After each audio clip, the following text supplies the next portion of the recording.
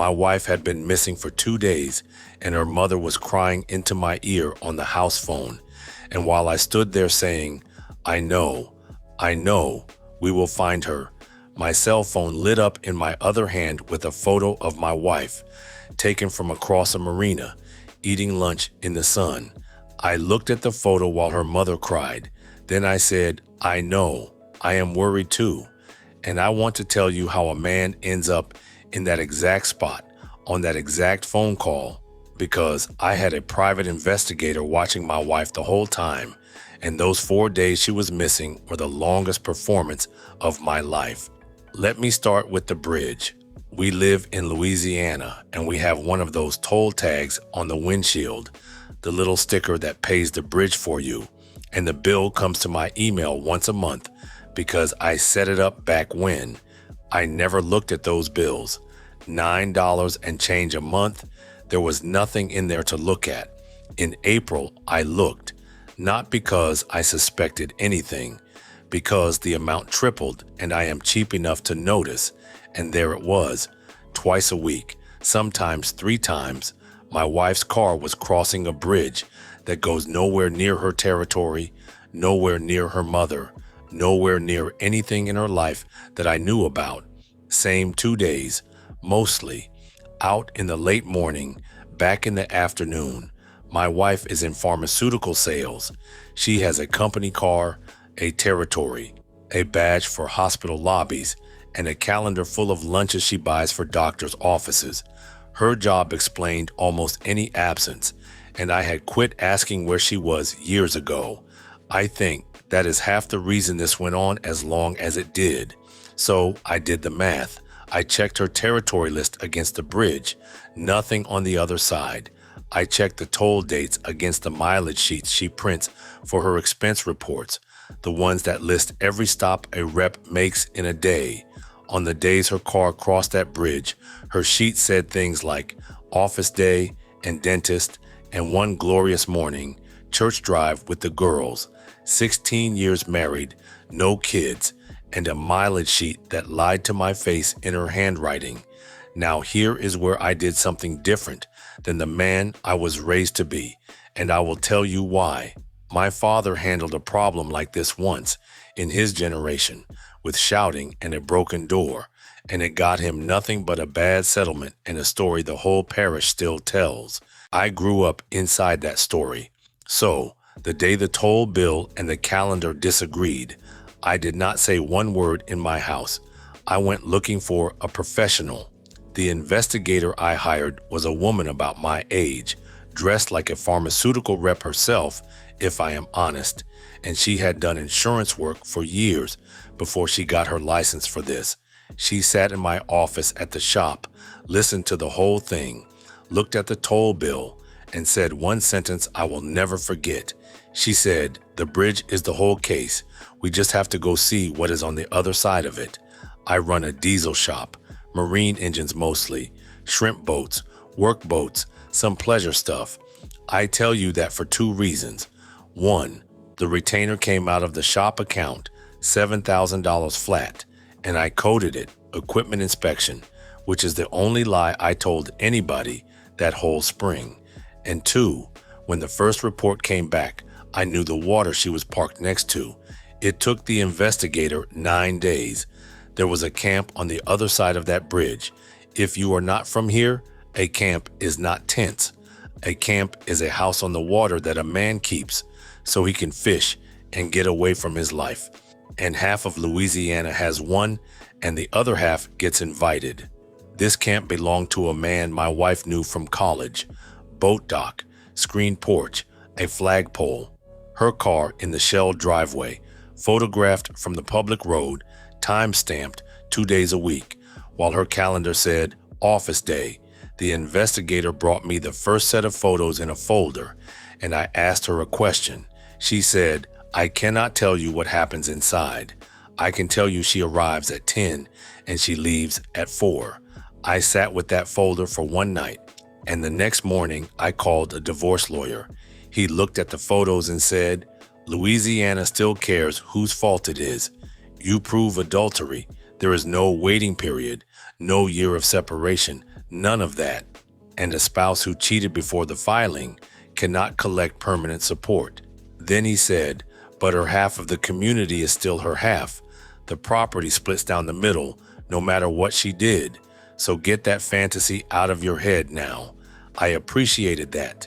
And then he said, do not confront her. Confrontation is free information for the other side.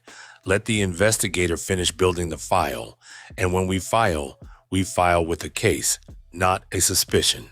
So I went home and I ate dinner with my wife, and she told me about her day, which had been office day, and I said, sounds busy.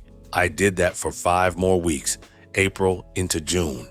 And in June, the reports changed. She stopped leaving at 4. And during those 5 weeks, the investigator did what she did to make this whole story turn out the way it did. The camp sits near a little marina, and the marina has an inn attached, 8 rooms, a porch, a dining room that serves whatever came off the boats. She booked a room there twice. No hedge, no camera bag.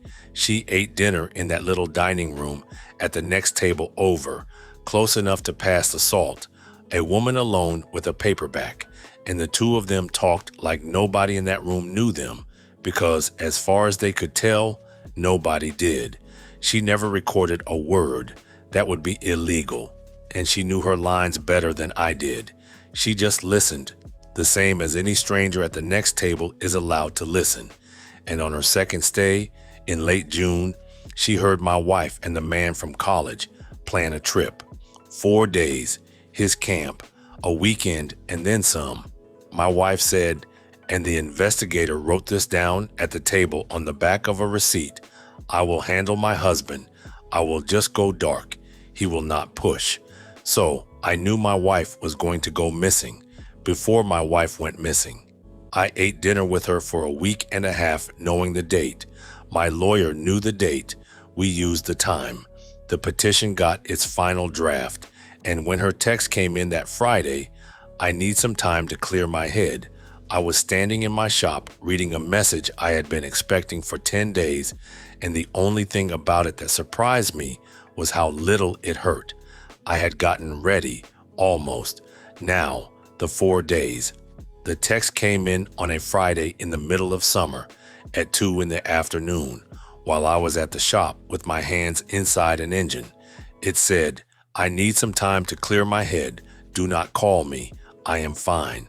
And then her phone went dark and stayed dark. I drove home to an empty house, no note on the table, a bag gone, some clothes gone. Her mother had called her twice that evening about a church thing and got nothing. And by 9 that night, my phone was ringing, and it was her mother, and the word missing came out of that sweet woman's mouth for the first time. I left the porch light on all 4 nights, and my street with a bunch of nosy neighbors notices everything. By Sunday, there were 2 casseroles on the porch rail and a prayer card in the mailbox. Here is what her family knew. A grown woman sent one strange text and vanished. Phone off. No hotel name. No friend could place her. Nothing. Her mother was picturing a ditch. Her sister was picturing worse. And by the next morning, the 2 of them were at my dining room table with a church directory, a list, and a coffee pot, organizing phone calls. Here is what I knew. At 6 that Friday evening, before her mother ever called me, the investigator had sent me a photo, my wife's car, in the shell driveway at the camp, and a second photo, my wife on the boat dock, in a sundress I bought her, holding a drink, with the man from college standing close enough that no investigator on earth needed to explain it to me. She was not missing. She was on vacation. She could have invented a work conference. That job is full of alibis, but a conference has a name and a hotel that anybody can check. Time to clear my head has nothing to check. It was the smarter lie, right up until her mother needed her for a church thing and would not stop calling. And I stood in my hallway that Friday night, holding a phone with her mother crying in it, and a phone with her vacation on it, one in each hand, And I made the decision that I still think about. I decided to let it play, not to lie. Hear me on this, legally and otherwise. Every word I said for 4 days was true. I do not know where she is. I never said. I said, she texted me she needs time. I am sure she is safe. I do not think we should panic. All true. What I did not say was, and there is a licensed investigator watching her drink wine on a boat dock as we speak. You are not required to say everything you know. I learned that from my lawyer, and my wife apparently had known it for months. Day 2, Saturday, is the day I opened this story on. Her mother on the house phone, the marina lunch photo landing on my cell. The investigator has started sending them in real time. She called it a live file, and I want to describe what those 4 days were actually like inside my body, because I was the worried husband and the informed husband at the same time, all day, every day. Her family cried. I comforted. My phone buzzed. My wife ordered the shrimp. The investigator took that lunch photo from the inn porch, 50 feet out, with her coffee cup in the frame. She was having a better weekend than any of us. Saturday night, her sister showed up at my house with a casserole and red eyes and stayed until the coffee ran out. I refilled her cup and said the true things. The text said she needs time. I believe her. Falling apart will not bring her home 1 hour sooner. Her sister told me she wished she had my faith, and I had photographs, and I refilled her cup again. Day 3, Sunday, is when it went to the police, and I want to be careful here because this part is real procedure, and people get it wrong. Her sister wanted to file a missing person report Saturday night. There is no waiting period for that, by the way. That whole 48 hours thing is television. Her sister could have filed the first hour. So, Sunday morning, her mother and sister went to the sheriff's office, and I drove them, and I sat in that lobby with my hat in my hands, knowing exactly what was about to happen. A deputy took the report, and he talked to each of us, and yes, that included me, alone, in a little room with a recorder on the table, because when a wife goes missing, they look at the husband first. I want you to understand the wire I walked in that room, because one lie to that deputy is a crime, and the truth, all of it, blows the case my lawyer was building. So I gave him the true things and nothing else. She texted me Friday that she needs time. I have not heard from her since. I do not know where she is.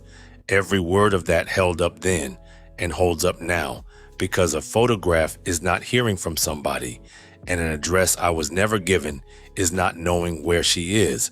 The deputy asked if we were having problems. I said, we have been distant this year. He wrote that down, and he looked at me for a second with this crazy look, and I sat still and let him look. And every honest answer made the file thinner. A grown woman who texts, I need time, and packs a bag and takes her own car is not a crime scene. She is a citizen. The deputy said they would do what they could, and unlike television, they actually did it fast. Before we left, the deputy asked the family the standard question. Anywhere she might go, any friends with property, a camp, a lake place, and her sister, working down her list the way she had worked it all weekend, gave him 4 names, and the third name was the man from college, because everybody from those years knew he kept a camp out past the bridge. Her sister handed the sheriff the answer, not knowing. It was the answer. I stood there and said nothing at all. So, Monday, day 4, a deputy on the other side of the bridge did a welfare check. I found out afterward how it went. He knocked on the door of the camp. My wife answered, alive, well, tanned, and standing in a doorway she had no explanation for. The deputy asked if she was safe, and there of her own free will. She said yes, and then she asked him the question that tells you everything about where her head was. She asked, do you have to tell my family where I am? And he did not. That is the law. A grown adult has the right to be exactly where she wants to be. And when the family called the sheriff's office that afternoon, what they got was one sentence: she has been located, she is alive and well, and she does not wish to disclose her location. I was standing in my mother-in-law's living room when that call came. I watched that woman thank God on her knees for the safety of a daughter who was 26 miles away eating boiled crabs with a man from college. And then I watched the relief turn into a different thing in real time all around that living room. Her sister said it first, out loud, to the whole room. She said, "Wait, she is fine, and she just, what, does not want to talk to us?" I said nothing. The investigator had sent me 4 photos that morning. I kept my eyes on the carpet. She came home the next evening, day 5 if you are counting, but the missing part ended Monday with that phone call. So the family stood down, and by the time her car pulled into our driveway, the story she walked in with had been built. The investigator's last photo that morning was my wife at a gas station near the bridge, sitting in her parked car for 40 minutes. The phone bill filled that one in later.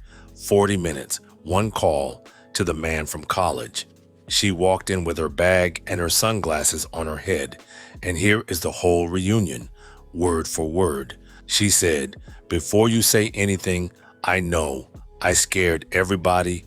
I just hit a wall, and I needed to disappear and figure some things out, and I drove to a retreat place a girlfriend told me about. No phones allowed. That is the whole story. I should have handled it better. I am sorry." She even had the girlfriend picked out, a name from her college days. And I looked at my wife, and I listened to every word of it, and this is where I made the second decision. I did not ask one question, not one. I said, "I am glad you are safe. Your mother has been through it. You should go see her tomorrow." And I made dinner, and we ate it like it was any other day. I want to explain why, because it is not weakness. By then, the investigator's file had my wife at that camp on 19 separate days in photographs from public roads and a public marina, and the toll history stretched it back months before I ever knew to look. All of it clean, all of it evidence a Louisiana judge has seen 100 times. My lawyer had the petition drafted. The only thing left to decide was the day. A question from me could only do one thing: warn her. So I said nothing that night either. But my silence did something I did not plan. It worked on her. Over the next week, she kept adding to the retreat story, unprompted, at dinner, in the car. The retreat served vegetarian. The cabins had no mirrors, which she found so interesting. She lost track of days out there, which is why she never turned her phone on. Every day, another detail nobody had asked her for. My lawyer told me later that when she was questioned under oath, she volunteered the no mirrors detail again, and his whole office had to take a minute. Now, during the missing days, I had done one more thing on my lawyer's instruction, and it turned out to matter. Each of those 4 days, I sent my wife exactly one text, nothing dramatic. Day 1, "Please just tell me you are safe." Day 2, "Your mama is worried sick. One word is all we need." Day 3, "Whatever this is, we can talk about it." Day 4, "I love you. Call your mother." Her phone was supposedly off the whole time. That was a story later. A no-phone retreat 2 states away. Except on day 3, for about a minute, she slipped. The little label under my day 3 text changed, seen, with the timestamp 9:40 at night, and then the phone went dark again. 1 minute of weakness or curiosity or whatever it was, and it put a timestamp on the lie. My lawyer attached that one page to the file next to the toll history and the photographs, and he called it his favorite exhibit in the whole case because it proved the phone was alive. The retreat was fiction, and the silence was a choice. 2 weeks after she came home, on a Wednesday, my wife got served in the middle of a workday. At a doctor's office she was catering, sandwich trays still in her hands. The server waited for her to set the trays down. I did not plan that part, and I will not pretend I mourned it. I was at the shop with my hands inside a diesel when she called me 9 times in a row, and I let every one of them ring out because there was nothing left to perform. The paperwork she was holding said adultery, named the ground right on it, and Louisiana did not make me sit apart from her for a year because we could prove that word. No separation clock, no cooling off. Her lawyer got the whole file from my lawyer. The toll history, the 19 days, the doc photos, the day 3 timestamp, the 40-minute call. She stayed gone after that. Her sister's spare room first, I heard, and then an apartment on her side of the bridge. The church ladies who had prayed her home from a retreat that never existed were never told the truth by me. I did not have to. Court paperwork travels, lawyers talk to clients, clients talk to sisters, and this part of Louisiana is a small place. By fall, her mother knew everything, from her own daughter's mouth, because that woman asked direct questions, and unlike me, she was owed answers. The hearing where it got proven was shorter than a lunch break. The investigator testified in the same blazer she wore the day she first sat in my shop. 19 days at the camp, she said, and handed up the photographs and the toll history and the open receipts, and the judge went through them, and the word came back, proven. Her side had asked for a consent judgment the week before, which is lawyer language for, we would rather sign than sit through this. My lawyer asked me, and I said no. I had sat through 4 days of casseroles and a little room with a recorder in it. She could sit through one hearing. She drew temporary support while the case was pending. The law allows that. It does not care about fault. While the case is running, and I paid it every month without a word. What the fault killed was permanent support forever, and it killed it completely. The temporary check stopped the day the judgment came down, and there has never been another one, and there never will be. The divorce itself was fast and silent. Fault ground, proven, done. The house sold. We split the money down the middle, and the affair does not move $1 of it, my half, her half even, and permanent support, which she had every financial reason to want, because my shop out-earned her territory every year of our marriage, was off the table before her lawyer finished reading. Free from fault is the standard. She was not free from it, and she was not free from it in photographs. The man from college kept his camp. I heard the flagpole came down in a storm that fall, and I heard he did not fix it, and that is everything I know about him and everything I ever plan to know. The investigator sent me a final invoice and a handwritten note. The note said, "Most men wait too long to look. Take care of yourself." I paid the invoice the day it came, and I keep the note in the top drawer at the shop under the receipts. Her mother found out about the retreat straight from her daughter, face to face, no lawyers present, and I am told the conversation lasted 4 hours and that the church ladies were never spoken of in that house again. Her mother called me the next day, and that was the hardest phone call of the whole year, harder than the crying ones, because this time she was not crying. She was ashamed, and none of it, not 1 minute of it, was hers to be ashamed of.